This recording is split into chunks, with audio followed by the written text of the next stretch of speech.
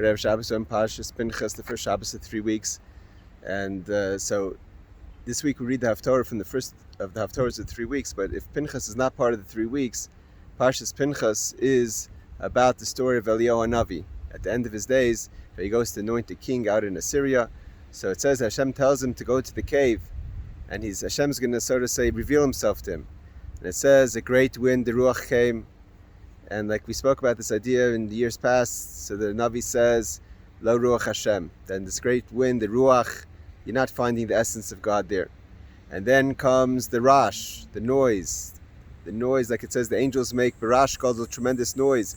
Maybe in the noise of things, of life, that's where I'll find godliness. The commotion, the angels, says Lo Barash Hashem. And then the fire comes by. That's the passion.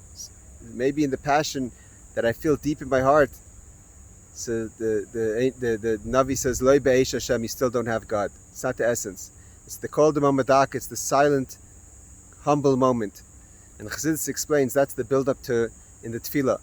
The Ruach, the spirit, the noise, the Rash, and the Eish, that's all leading up to the Shema Yisrael. The fire is the Shema Yisrael.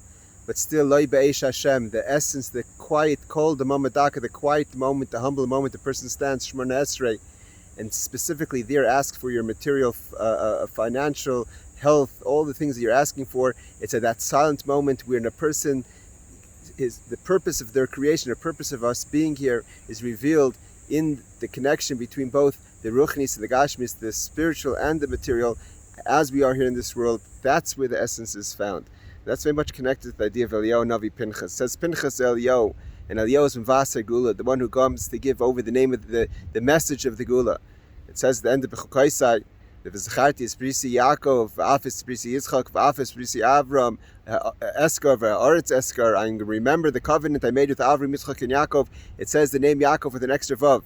And Rashi points out that Yaakov took as a so to say, as a guarantee, the letter Vav from Eliyahu's Navi's name 5 times to make sure that Eliyahu Navi doesn't get caught up with Avoda that we're doing in Golus, the great accomplishments that we're accomplishing in Golus, notwithstanding of all the limitations. A Yid comes and says Shema Yisrael. Yid comes and is able to stand and connect their financial, their health, their physical needs with godliness. Eliyahu may say, this is so special, maybe we'll do this a little longer. So Yaakov says, no, I'm holding on to a letter of your name 5 times as a condition that you must come, be mevasher the gula, you must come and announce the redemption. Just like it says that the fact that Yehuda was able to guarantee to his father that he's going to bring Binyamin home, that empowered Yehuda to get the job done. Had he not guaranteed it, maybe he would have not been able to get Binyamin back to Yaakov.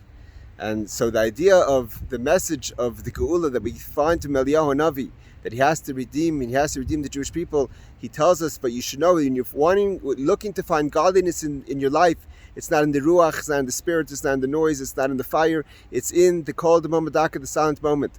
And I saw a beautiful idea the Rebbe says, it says, Tefillah La'ani Ki Yatov, the prayer of the poor man is Lifnei Hashem Yishbach Sicha. He goes all the way to the essence of God. The Rebbe says that a soul comes down to this world and goes through experiences. So you want to go back to the king, you want to walk back to your father. So you could walk to one place, you could walk to the courtyard, you could walk to the city of the palace, the courtyard of the palace, the outer courtyard of the palace, the inner courtyard of the palace. You get into the actual palace, you start seeing the chambers, you get into the inner chambers, and you start looking around, you see so much beauty, so much holiness, so much spirituality. You may say, let me just stay here. This is an experience on its own. I have a moment of holiness. Why do I have to go further?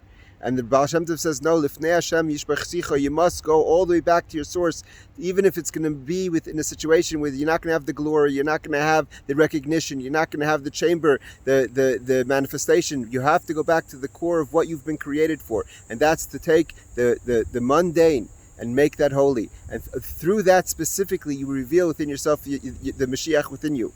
The idea that, like the Rebbe says, that Pinchas is Eliyahu. That's why he had to wait so long to become a Kohen. Because Pinchas had to reveal the Mashiach, the Geula, the Mesiras Nefesh that he had within himself in order to bring it into actual, in order to be able to actually fulfill his mission of becoming a Kohen Gadol eventually after the passing of his father. So we know that we're standing here in the 3 weeks, and we may be beginning of the destruction of Yerushalayim. We have to know Pinchas is here to give, Eliyahu is here to give over. Pinchas and Eliyahu are the same person, and Eliyahu is here to give over the message of Geula.